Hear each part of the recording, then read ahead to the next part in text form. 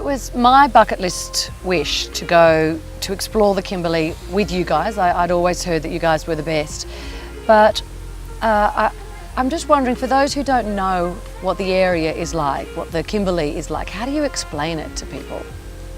Well, the Kimberley is no doubt to me is the most beautiful part of Australia. It's remote, there's thousands of islands and beautiful river systems, the scenery's amazing, and there's nobody here.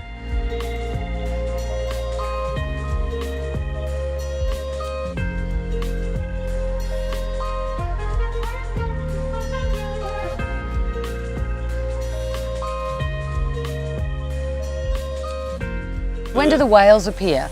Because isn't this like the main place for them to give birth? Doesn't it become one massive maternity ward after a while? Yeah, correct. So the humpback whales migrate to really up to about Camden Sound, Koorie Bay, so it's sort of the first couple of days, 2 to 3 days of the trip.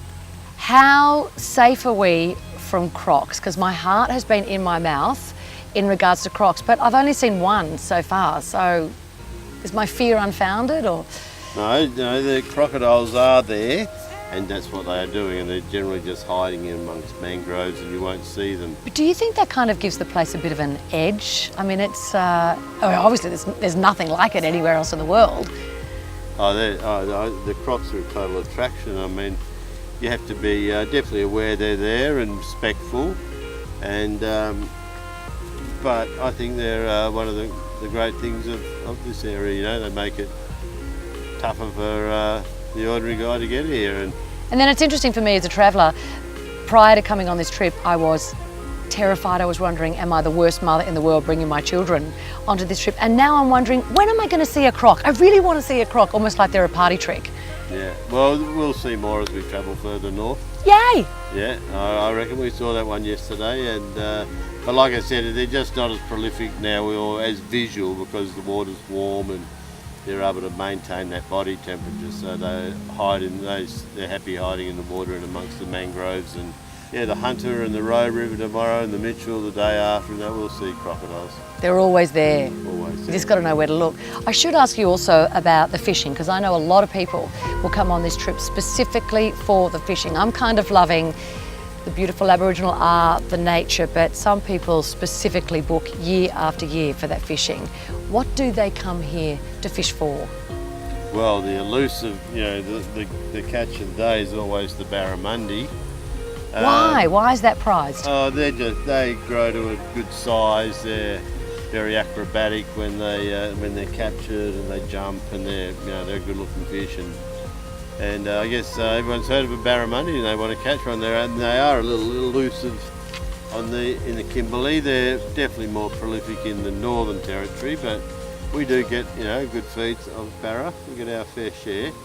But there's also some great pelagic fishing, the mackerel and the queenfish and the trevallies and all those kind of things. And then there's great demersal fishing, with the mangrove jacks and the finger marks and cod and different things. So it's constant. We're always able to provide the guests with a feed of fresh fish, aren't we? And it's wonderful. And then you get to have it for lunch or for dinner. You eat what you catch. And there's mud crabs later through the trip. Oh, we might really? get a feed of mud crabs and might get a feed of oysters. And I'd love that. So there we go. Actually, I should mention the food and wine's pretty darn fantastic. All local? Yes. Yeah. I've trained the chefs well, haven't I? You wish. I know that a highlight for me was also seeing some Aboriginal art. And I think that for a lot of people that they also enjoy, particularly for overseas travellers, they come here to see that element of culture. What's that like, working in with the local communities or being able to reveal that side of Australia? Well, it's had a bit of an infancy at the moment. We're working with groups now to make it all, so everyone's happy and everyone benefits out of it. And but I mean, the Kimberley is fascinating for the rock art. I mean, this is the place where the African, I guess initially they were Africans. The Kimberley is where they entered Australia through really from Timor, so they migrated up through Africa and around through Indonesia over to Timor, and when the day was right, they were able to jump in their canoes and paddle over to Australia, and God, I don't know what's they saying, 50, 70,000 years ago or something.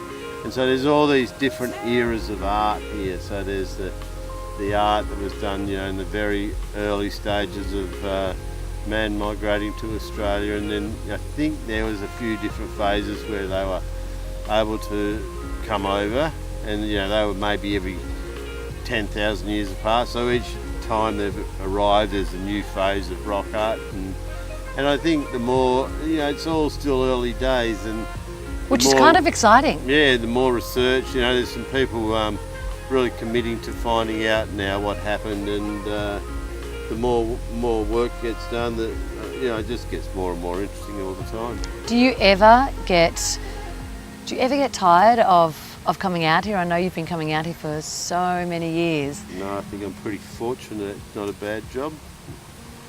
No, I actually don't get. I mean, I don't know how many times I've done the Kimberley trip, maybe 150, 200 times, and I loved it every time. Absolutely loved it. I've never got sick of it. Well, thank you so much for showing it to my children and I. Absolute pleasure, Katrina.